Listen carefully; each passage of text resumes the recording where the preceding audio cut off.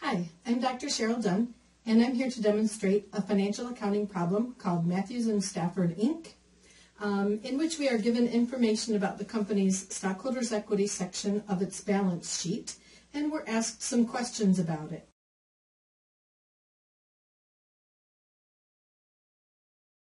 So the first question that we're asked about this company's stockholders' equity section of their balance sheet is how many shares of preferred stock the company has issued.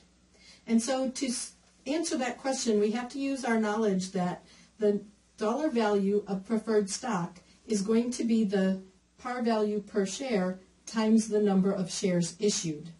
And so we know that $10 times the number of shares issued would equal $600,000. In other words, if we take the $600,000 and divide it by the $10 par value per share, that will give us the number of shares issued as 60,000 shares.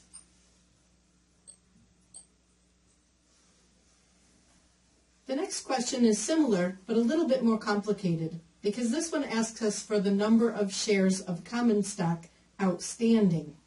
Outstanding are the shares that have been issued and have not been repurchased by the company. So the shares that are still out there held by stockholders outside the company. And so here we can take the $800,000 total par value for common stock and divide it by the $4 par value per share, and that will tell us how many shares of common stock we have issued. But notice that down here in the treasury stock, we have 8,000 common shares of treasury. Treasury shares are shares that the company has bought back, and so they are currently holding them as a company. Those are actually considered negative equity or a contra equity account. They go against the rest of the stockholders' equity, reducing its value. And so we need to first figure out how many shares of common stock have been issued and then subtract the 8,000 shares that the company has purchased back. So first we'll divide that $800,000 by the $4 par per share, and that tells us we have 200,000 shares issued. Then we simply subtract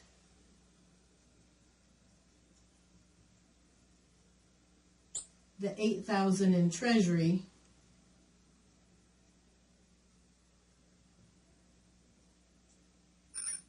and that will give us the answer to our question here, which is 192,000 shares outstanding of common stock. The next question asks us to calculate the net income given the fact that the company's beginning retained earnings were $1,125,000 and they declared and paid dividends of $403,200.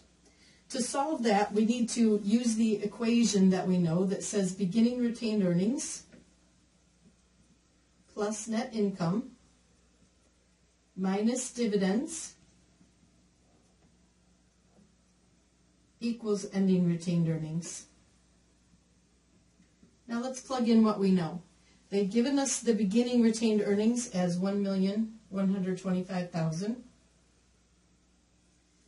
And they've given us the dividends of $403,200, and those we know are going to be subtracted.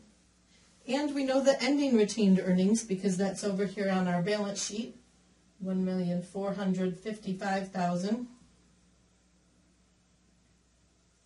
And so then we're simply looking for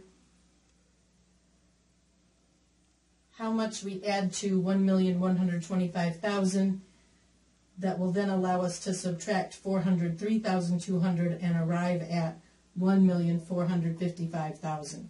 So if we take the $1,455,000 and add $403,200 and then subtract the $1,125,000, we get $733,200.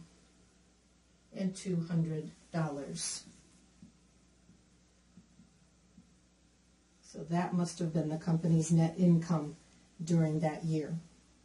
The next question we're asked is for the average cost per share of the treasury stock. And so we take this 120,000 and we divide it by the 8,000 shares. And that gives us our average cost per share of $15.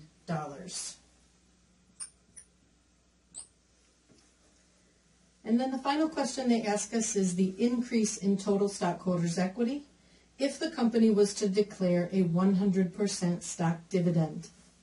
Now let's think about what happens if they declare a 100% stock dividend. And let's say that it's on both the common shares and the preferred shares. What that means is that they're going to double these amounts right here. And so they would end up with 1.4 million more in the preferred and common stock together. So in the total contributed capital, they would end up with 1.4 million more. However, that's going to come out of retained earnings. So they would decrease the retained earnings by that amount, and they would increase these accounts by that. The net effect will be 0 because it said total stockholders' equity. If it had asked for what would be the increase in the common stock account, the answer would have been 800,000. If they had asked what's the increase in the preferred stock account, the answer would have been 600,000. If the question had asked what's the increase in contributed capital, it would have been the 1.4 million. If it had asked what's the decrease in retained earnings, it would have been a decrease of 1.4 million. But it asked for the increase in total stockholders' equity, and the total is not going to change because part of it's going to go up and part of it's going to go down. The net effect will be 0. All right, that's it for Matthews and Stafford Inc. Thank you for viewing this demonstration, and I hope you found it helpful.